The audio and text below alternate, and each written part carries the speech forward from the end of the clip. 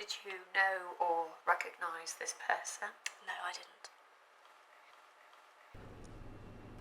Could you tell me how his physical condition appeared to you at this point? Well, it was fairly dark, but I could see that he was doubled over and was propping himself up against one of the cars. I thought he was ill or maybe injured. That's what it looked like. And did he see you or respond to you in any way? No, he didn't. Was there anybody else with him? I didn't see anyone, no. Did you make any attempt to speak to him? Yes. But he didn't reply, so I went over to see if I could help, which is when he began to have a sort of convulsion. A seizure, I think. What did you do then? Well, I didn't really know what to do for him, so I just thought that the best thing to do was to call for an ambulance, but I couldn't get a signal. So I decided to get to the nearest landline instead. Okay. I just need to clarify. You mentioned in your preliminary statement that you saw an unusual deterioration in Mr. Russell's condition, in addition to the seizure he was experiencing. Could you tell me at what point this occurred, please? It was just after that. As I was leaving to get help, to get to a phone, I mean, just as I reached the elevator, I looked back at him. Okay. Could you describe again what it was you saw?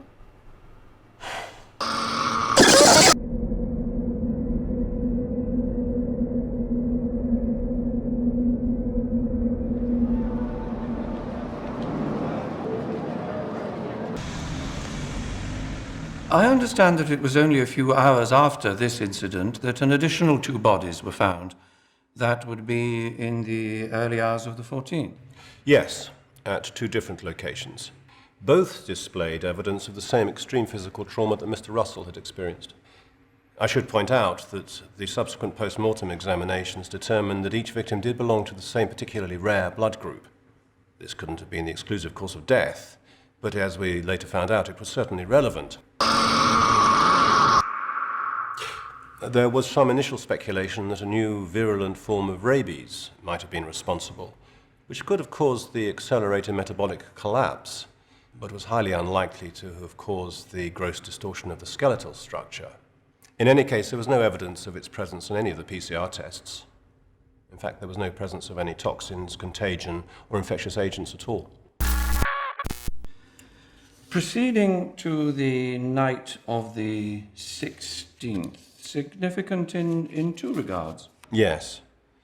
At 8:17 p.m., a call was made to the emergency services from a residential address in Canary Wharf. The caller gave a brief description of her husband's symptoms before being unexpectedly cut off. When paramedics finally gained entry to the apartment 25 minutes later, they found 2 bodies, identified as a Mr. and Mrs. Halliday. The pathologist's report concluded that Mrs. Halliday had suffered a depressed fracture of the skull and multiple fractures to the C3 and C4 vertebra. In short, her husband's physical deterioration had become so uncontrollable that she had been killed as she attempted to assist him. It would seem that the Joint Committee recognized the potential threat that you advised them of and responded accordingly. Fortunately, yes. The emergency measures were in place before the next occurrence, which took place a little over 36 hours later.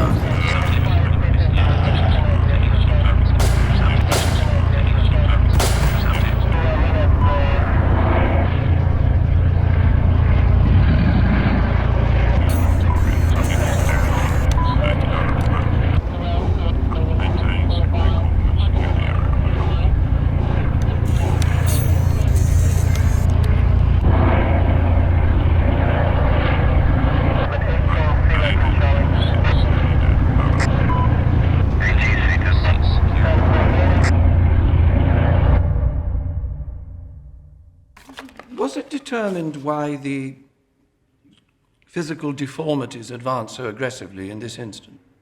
Not conclusively, but subsequent cellular examination of the deceased did result in a partial breakthrough. Cytology research at Roslin identified part of the biological process that we now know to be responsible.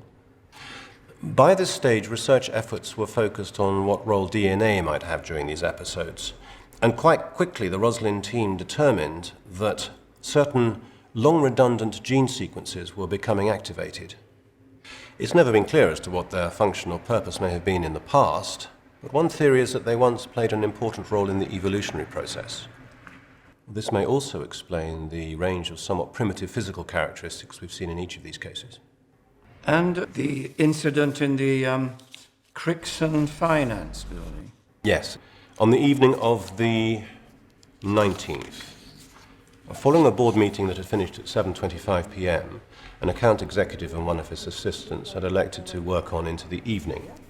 At approximately 8:35 p.m., just over an hour later, the PA made her way down to the second floor to have a set of papers signed off by a member of the auditing team. Now, this was Mr. Martin Wiseman.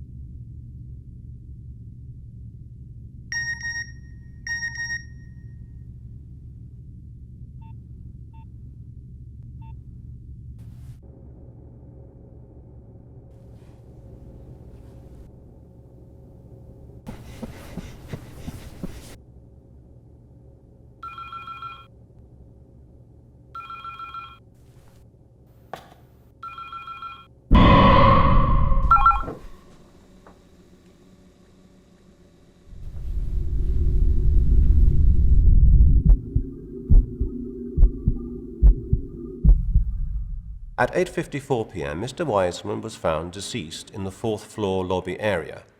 But most importantly, physical evidence found in Mr. Wiseman's office was confirmation that he regularly purchased pharmaceutical products via an unregulated online retailer.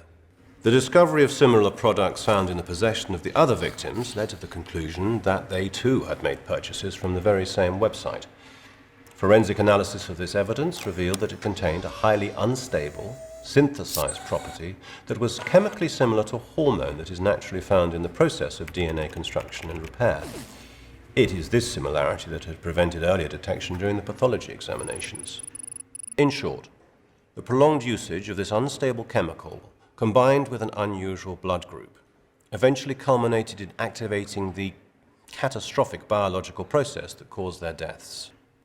As you will already know, the website in question has already been shut down, and steps have been taken to bring those responsible to account for the iniquity of what has happened here. I have briefed the Minister thus far, and he is satisfied that a major public health crisis has been averted. He asks that I should thank you and your team for the work done. If I might say one last thing, continued diligence in this matter is critical. We know from past experience that even the most aggressive public health warnings are frequently ineffective. With unlicensed pharmaceutical retailers becoming more and more prevalent, it is entirely possible that we will face further emergencies of this type in the future. Thank you, Dr. Ackerman. We will take your concerns under advisement.